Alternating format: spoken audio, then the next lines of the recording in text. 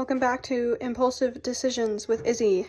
So today I decided that I wanted to go blonde. We're not gonna get too light because my hair is very compromised. We're talking like very, very, very compromised. I started off with a color remover and so far it's going pretty well. So crossing our fingers. So obviously my hair's been through a lot. I went dark a couple months back and I totally told myself that I wasn't gonna touch it again, but here we are. So the plan is to go in with a bunch of oils and saturate as much as possible and hope for the best.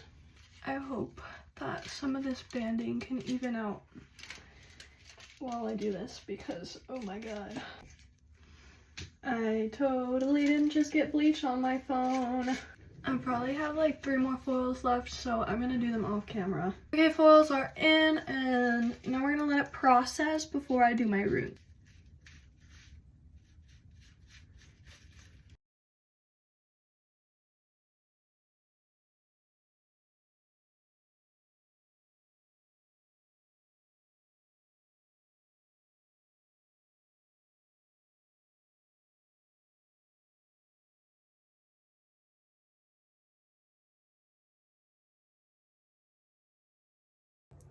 It's time to wash this out.